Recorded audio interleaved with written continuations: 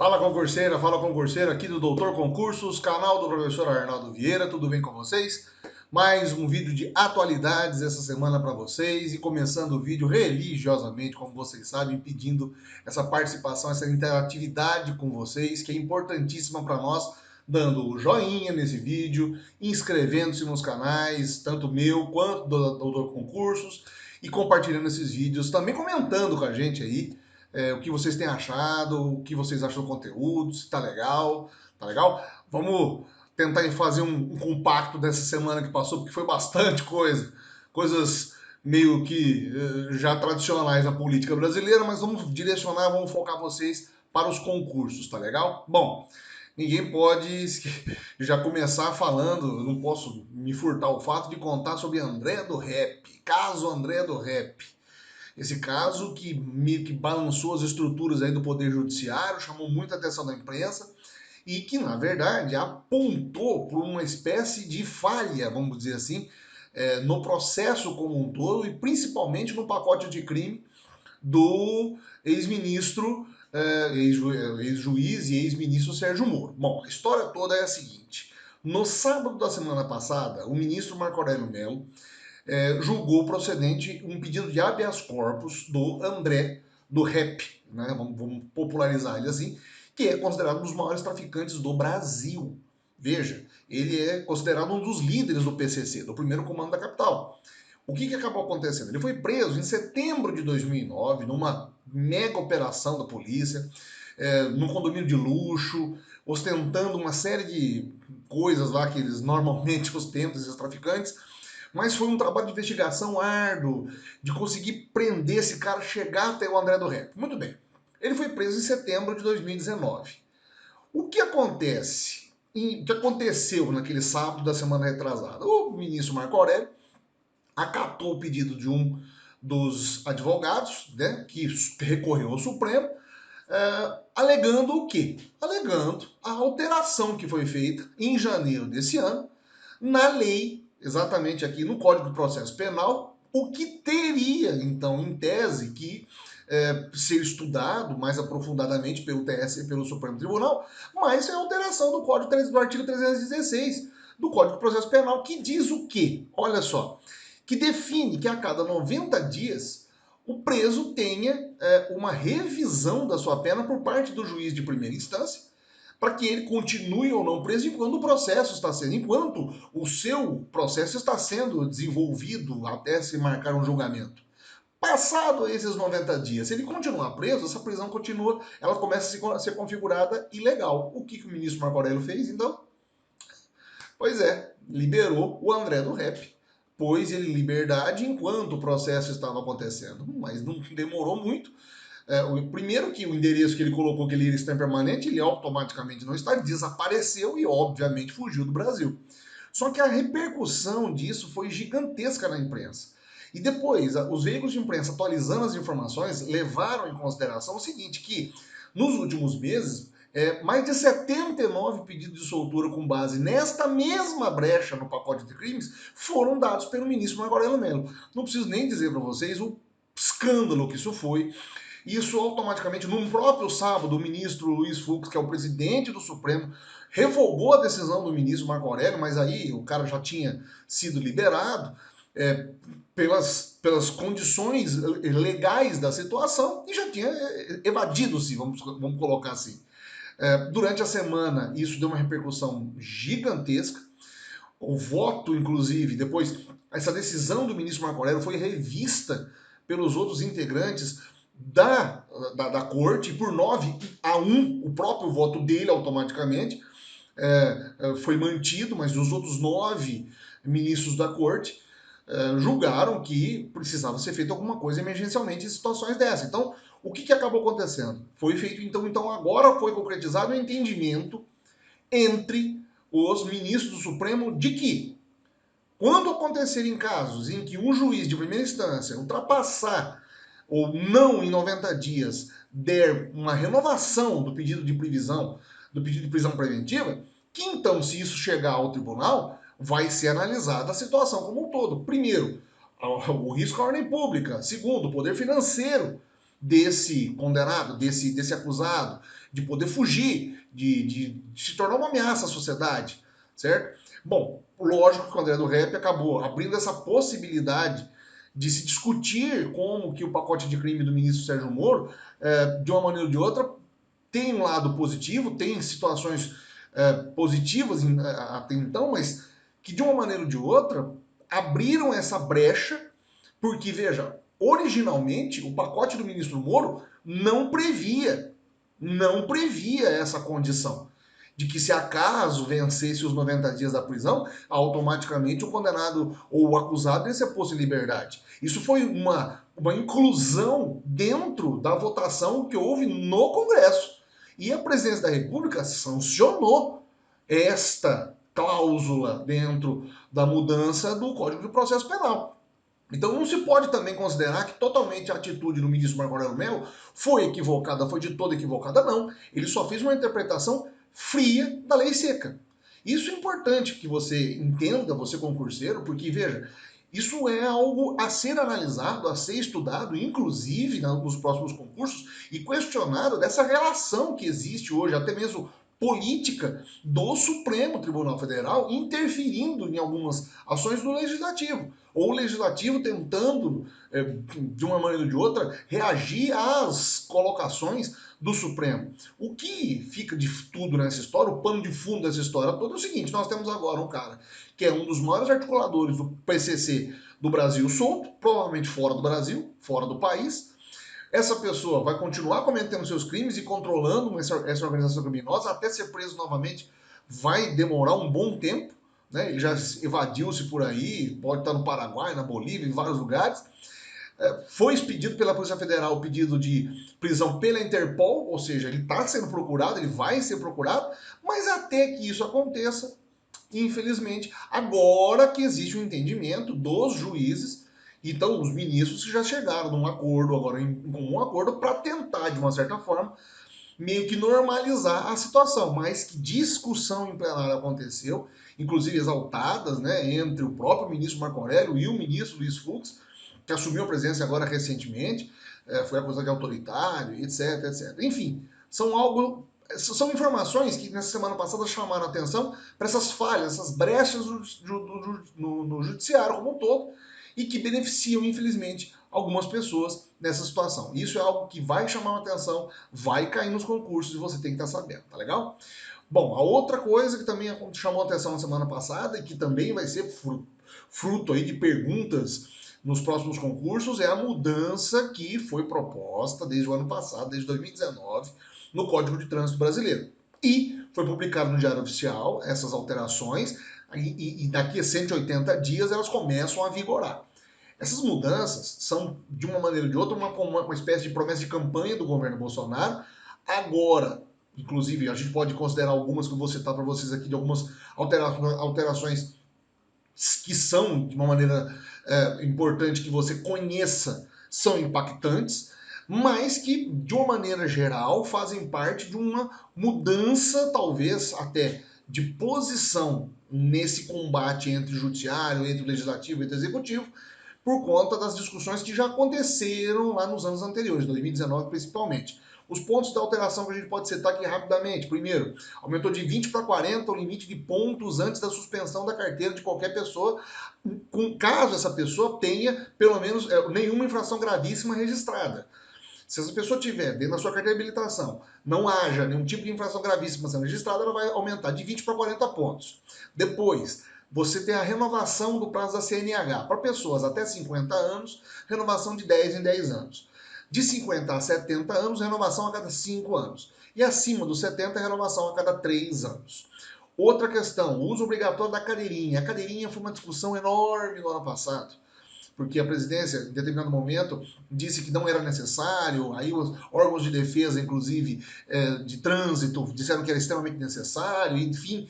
Bom, então o Congresso optou, decidiu, então, pela maioria do seguinte: é obrigatório, sim, a cadeirinha para crianças de até 10 anos ou com menos de 1,45 m de altura. Essas crianças têm que ir no banco de trás, com a cadeirinha adaptada para a sua idade e guardadas as devidas proporções, muito bem seguras ali dentro, para justamente evitar que a criança seja arremessada. Enfim, agora é obrigação do motorista, do condutor. Uma outra mudança, a questão da embriaguez ao volante. Havia uma permissibilidade no código anterior de que você pudesse comutar a pena. Ou seja, uma pessoa que estava bêbada, cometeu um crime de trânsito, houve lesão corporal ou até chegou a homicídio, chegou a óbito no meio do acidente, uma pessoa morreu lá no acidente, o que acontecia? Essa pena era comutada com serviços prestados à sociedade, algum tipo de trabalho voluntário ou até conversão em cesta básica. Acreditem, houveram casos assim. Agora não. A pessoa que tiver embriagado ao volante ou sob efeito de entorpecentes, ela está condenada, ela vai ser condenada a pena de reclusão. Não vai ser mais alternado isso para nenhum tipo de benefício para que ela possa eventualmente aí sair andando à torta direita e fazendo qualquer tipo de atrocidade. Enfim, essas mudanças que aconteceram e que estão acontecendo vão beneficiar em grande parte. Primeiro, os motoristas profissionais, porque também eles tiveram agora o aumento do teto de pontuação da carteira de habilitação. Segundo, há uma necessidade de atualização, não há mais a necessidade, me corrigindo, não há mais a necessidade de atualização constante nos exames psicológicos e físicos. Isso ficou algo ainda meio que discutível, porque de uma maneira ou de outra a pessoa não vai precisar ficar renovando o teste de visão e nem o teste o psicotécnico. Enfim, essas mudanças que houveram também foram fruto de uma pressão social, de pressão de grupos de motoristas. Não pensem vocês que nada nesse país acontece por acaso, mas o governo tem sinalizado sim para determinados grupos essas modificações no código que aconteceram e que infelizmente agora algumas delas não são tão positivas, mas outras são positivas, como a questão da cadeirinha, certo? O que a gente discute como um todo, e isso é importante você saber, é que essas modificações que estão acontecendo, essas alterações, vamos colocar, vêm já em discussões anteriores, muitas delas são frutas de um processo político e outras são frutos, inclusive, de situações, de contextos um pouco mais alongados aí, de grupos que estão fazendo lobby dentro do Congresso para automaticamente benefício próprio das suas próprias categorias, tá legal? Eu vou avançar porque a gente tem aqui no âmbito internacional, essa informação saiu em poucos veículos, mas é informação crucial para que você conheça e que você entenda. Veja, existe uma organização, uma espécie de...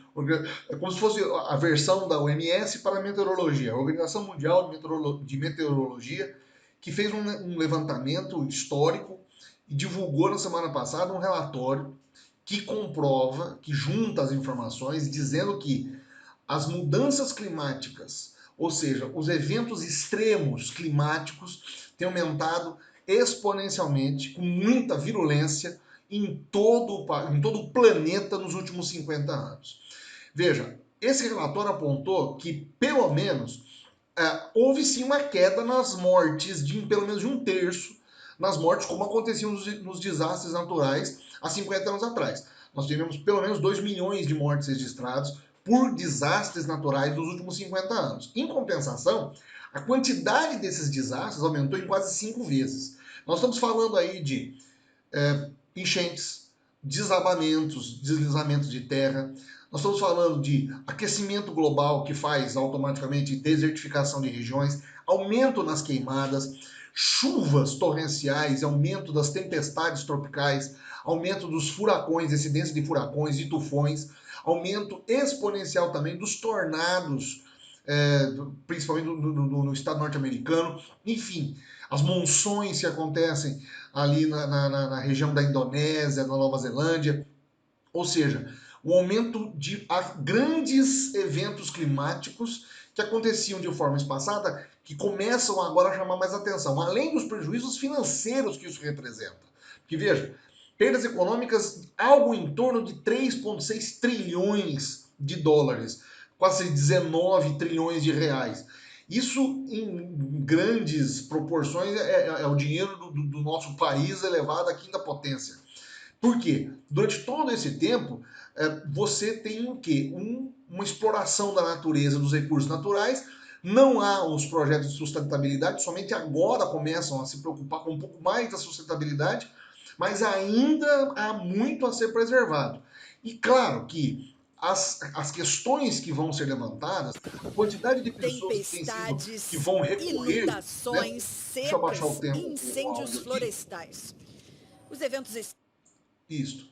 Para vocês terem uma noção, a quantidade de desastres naturais que tem acontecido levaram só em um ano passado a mais de 108 mil pessoas pedirem, 108 milhões de pessoas em todo o planeta pedirem ajuda para órgãos mundiais, dizendo que, olha, nós estamos em situação de risco e precisamos imediatamente de algum tipo de auxílio.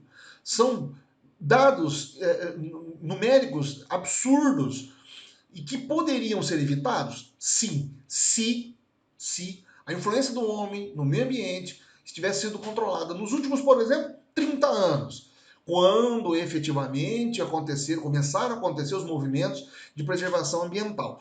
Nós estamos trabalhando com esse relatório dos últimos 50 anos. Então, um período até que relativamente muito curto, mas que os impactos vão perdurar, inclusive, por muitas gerações.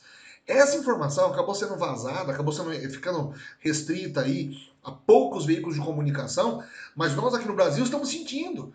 Principalmente nós que estamos aqui na região sudeste, estamos notando, primeiro, a elevação da temperatura, segundo, o número indiscriminado de queimadas e a mudança climática em algumas áreas do Brasil que pendem à desertificação.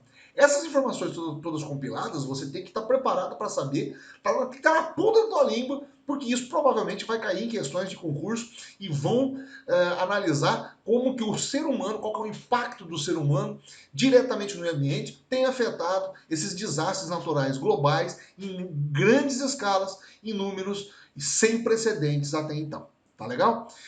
Bom, para terminar, a última informação que saiu mais recentemente, na sexta-feira, os Estados Unidos e a Rússia, desde 2010, possuem um plano chamado New Start, novo começo, vamos dizer assim. E nesse plano, nesse acordo, nesse pacto, os dois países fizeram um acordo para manutenção, pelo menos, ou pelo menos a limitação da sua produção de armas nucleares ou de sistemas que podem, de uma certa forma, atingir um ou outro país em vários pontos do planeta.